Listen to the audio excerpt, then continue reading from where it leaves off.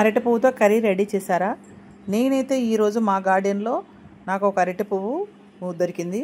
దాంతో అయితే నేను కర్రీ చేద్దామని చెప్పేసి ఆ ఫ్లవర్ని అయితే కోసుకొచ్చి ఇప్పుడు ఈ ఫ్లవర్ని అరటి పువ్వునైతే నేను బాగు చేసుకుంటున్నాను. ఈ అరటి పువ్వునంతటిని కూడా ఎలా వలుసుకొని ఈ పువ్వులన్నీ కూడా ఇలా సపరేట్ చేసుకోవాలి. ఇలా సపరేట్ చేసుకున్న తర్వాత వీటిని అయితే నీట్గా క్లీన్ చేసుకోవాలి. ఇలా క్లీన్ చేసిన తర్వాత ఇప్పుడు నేను చూపిస్తున్నాను చూడండి. ఈ ఫ్లవర్ని అయితే ఇలా ఒలిసిన తర్వాత ఇలా ఓపెన్ చేసుకుంటే దీనిలో చిన్న కాండం లాంటిది ఒకటి ఉంటుంది. ఆ కాండాన్ని ప్లస్ ఈ కింద ఉన్న పెటల్ని కూడా తీసివేయాలి. ఇలా తీస్తే ఇప్పుడు ఈ ఫ్లవర్ ఉంది కదా చూడండి, ఈ ఫ్లవర్ని అయితే ఇలా పట్టి ఈ కాండాన్ని ఈ కింద ఉన్న ఈ పెటల్ని కూడా తీసేసి అటు ఇటు చివరలను అయితే ఎడ్జ్లు అయితే కట్ చేసుకోవాలి. ఇలా కట్ చేయకపోతే ఏమవుతుందంటే కర్రీ కొంచెం ఒగరుగా ఉంటుంది. అందుకని ఈ ఫ్లవర్ అంతటిని కూడా నీట్గా అన్నీ బాగు చేసేసుకొని ఇప్పుడు ఈ ఫ్లవర్ కట్ చేసిన తర్వాత అన్నీ కూడా బాగు చేసిన ఫ్లవర్స్ని మనం నీట్గా చిన్న చిన్న ముక్కలుగా కట్ చేసేసుకోవాలి.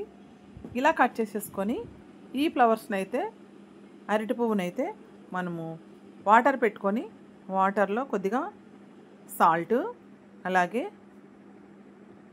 పసుపు వేసుకొని ఈ కట్ చేసిన అరటి పువ్వునైతే ఈ వాటర్లో వేసుకొని 2 సార్లు నీట్గా క్లీన్ చేసుకోవాలి. కడిగి శుభ్రం చేసుకొని ఈ అరటి పువ్వునైతే తీసి పక్కన పెట్టుకోవాలి.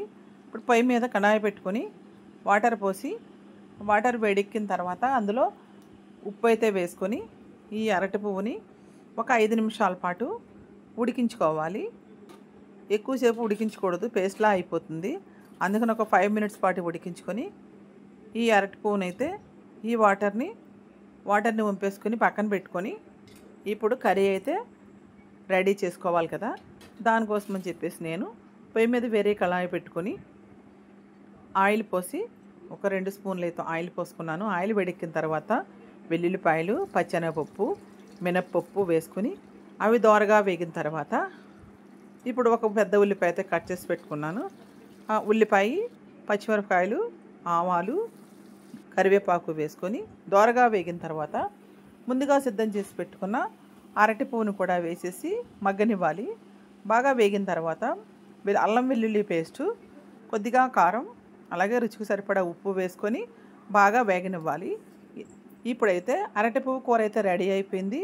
మీరు కూడా ఒకసారి ఇలా ట్రై చేసి చూడండి. నచ్చితే లైక్ చేయండి, షేర్ చేయండి, సబ్స్క్రైబ్ చేయండి. Thank you for watching.